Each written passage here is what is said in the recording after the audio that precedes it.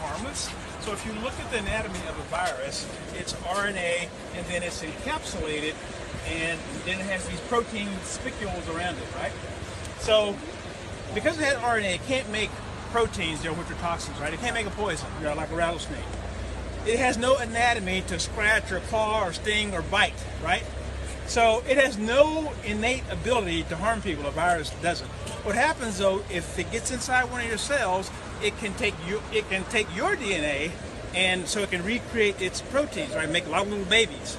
Makes all those babies, they come out into the bloodstream. Your immune system says, we don't like those guys, and it starts the attack, right? A two-pronged attack with your T cells and macrophages, and then with also these things that are called cytokines with your immune system weapons of mass destruction, right? Yeah. That's what makes you sick, right? The immune system response. The virus itself has no capabilities, right? So, we've been on the earth for a long time. Viruses are not new. They've been here for billions of years like we have. How have we survived viruses all of these years? Coronavirus is not new. What we have in our bodies are an innate system of mechanisms that protect us, right? So vitamin A, right, that you get from your green vegetables and so forth. Vitamin A is actually a hormone that allows you to produce what's called cytokeratin. So cytokeratin is like these little hard proteins of your hair, skin, nails. That's what keratin is, right? Horns, right? Yep. Vitamin A makes you create a protective barrier around your cells so that when you eat lots of, dark green vegetables, right, and yellow and purple and those things, you got that force field, right? So the virus can't get in, then it can't multiply. It can be out here all day long, right? It's like a pit bull in the yard that's chained up. Can't bother you, right? The other thing is that... So can you get to the mask part? Get to the mask part. Yes. So that's what I'm saying. So, you don't need the mask. You're already protected if you have these other things. We've been protected for billions of years by having vitamin A, from your the carotenoids, and by having vitamin D, which is also a hormone that makes you produce cathelicidins, which normally kill viruses and so forth. So you'll notice down in places like Vietnam and Cambodia, 0 deaths. Why was that? Because they're right near the equator, right? They're soaking up all that sun, right? The other population that you didn't see get affected was the homeless. How come the homeless weren't dying in the street, right? Because they're out all summer soaking up sun and getting vitamin D. Who did die, right? So the homeless, no health care, they didn't die.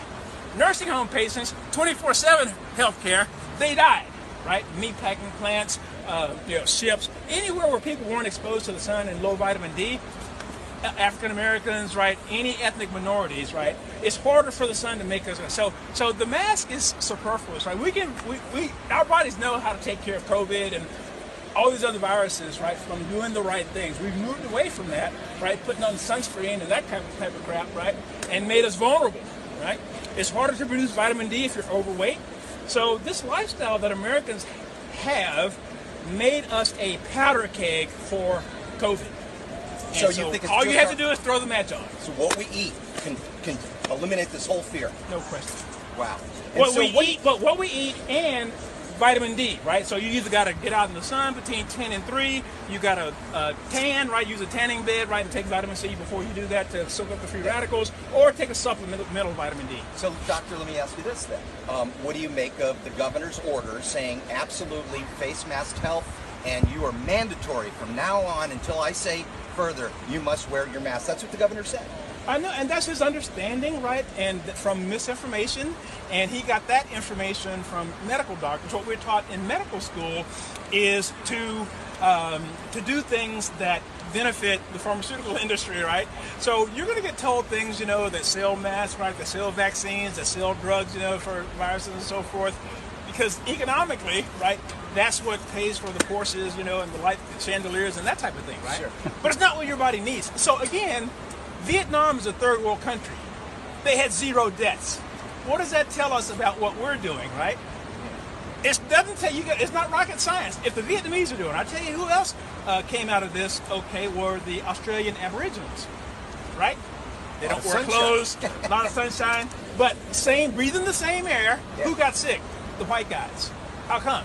Because they have been programmed to use sunscreen, and their vitamin D levels are tanked. Wow.